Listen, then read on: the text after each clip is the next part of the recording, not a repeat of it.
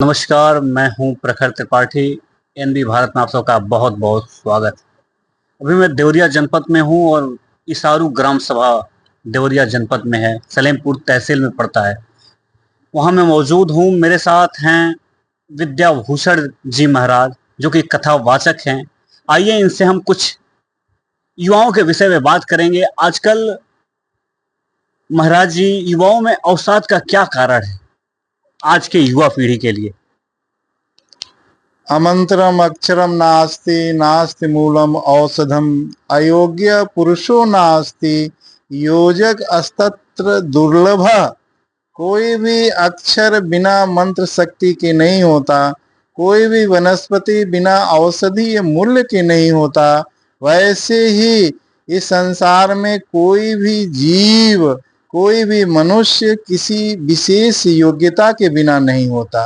हर किसी के अंदर एक विशेष योग्यता होती है, लेकिन जब वो अपनी अंतरात्मा की आवाज को न समझते हुए, अपनी योग्यता को न समझते हुए दूसरों की देखा देखी अपने लक्ष्य का निर्धारण करता है, अपने कैरियर का निर्धारण करता है, तो धीरे धीरे सफलता उससे दूर होती है, रुचि दूर होती है, तनाव उत्पन्न होता है, फिर कुंठा उत्पन्न होता है और कुंठा ही धीरे धीरे आगे बढ़ते हुए अवसाद का रूप ले लेता है। पूरे संसार के मनोवैज्ञानिकों ने सर्वेक्षण किया है और ये पाया है कि संसार के असफल लोगों में से 97% असफलता का कारण देखा देखी कैरियर का चुनाव करना है।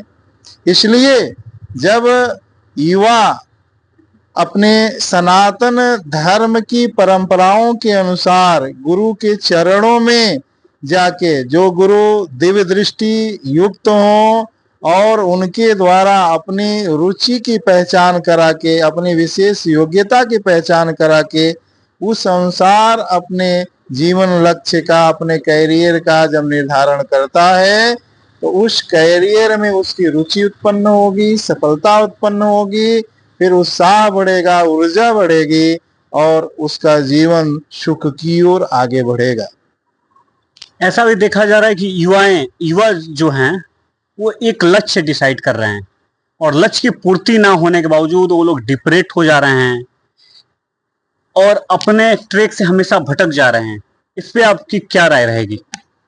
जब भी इस सृष्टि का नियम कोशिका की संरचना से लेके ब्रह्मांड, ग्रह, उपग्रह, नक्षत्रों की संरचना और कार्यविधि सब कुछ निर्धारित है नियमों में। उन नियमों से हटके करने पे उनका संचालन, उनका सृजन, उनका परिवर्तन नहीं हो पाता। उसी प्रकार से सफलता के निश्चित नियम है, निश्चित प्रक्रिया है, निश्चित समयावधि है। अगर सफलता के नियमों का पालन उचित नहीं किया जाता, निश्चित समय तक नहीं किया जाता, निश्चित प्रक्रिया का पालन नहीं किया जाता, तो फिर सफल होना संदिग्ध हो जाता है और जीवन में असफलता आती है।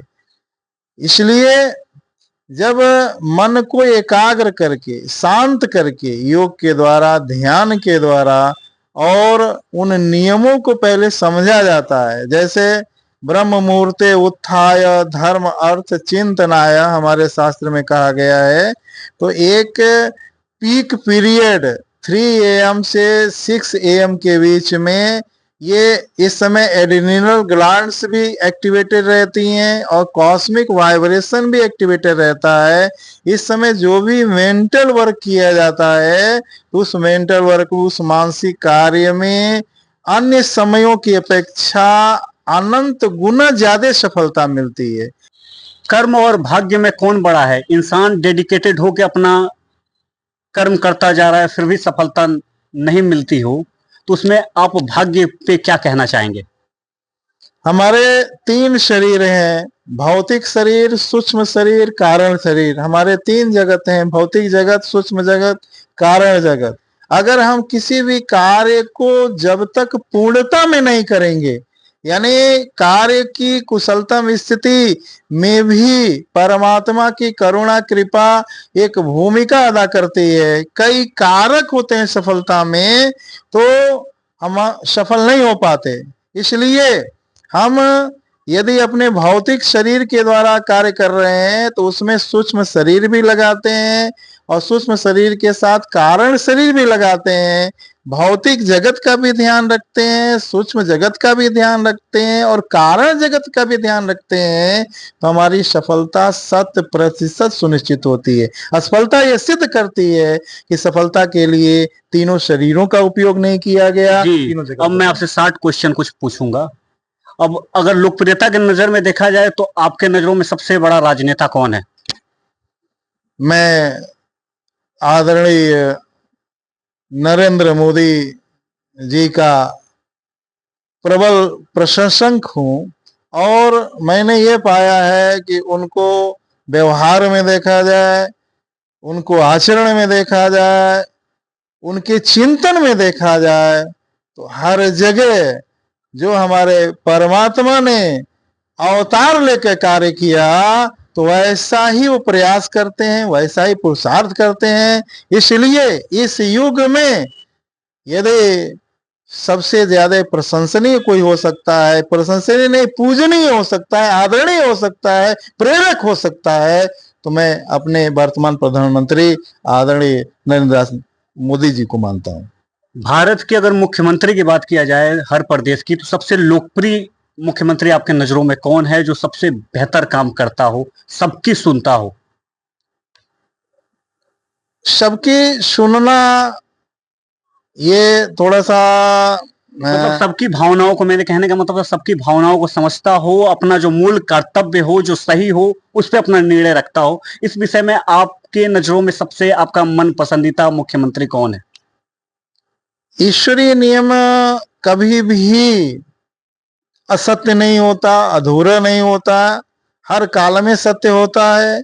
तो जो ईश्वरीय भाव में लीन रहता हो, जो ईश्वरीय नियमों को मानता हो, तो ईश्वर के पूरे जगत को वो अपना समझेगा और पूरे जगत के संतुलन समन्वय में हर कोई कदम उठाएगा। इसलिए उत्तर प्रदेश के वर्तमान मुख्यमंत्री योगी आदित्यनाथ जी महाराज, चूंकि मठ में सेवा और अभी भी योग ध्यान और सुमिरन में लगे रहते हैं, तो वो न्याय करते हैं और न्याय कर ले जाते हैं। बहुत बहुत धन्यवाद आचार्य जी, आप हमारे साथ जुड़े और अपना बहुमूल्य समय हमें दिया, इसके लिए आपका बहुत बहुत आभार। नमस्कार।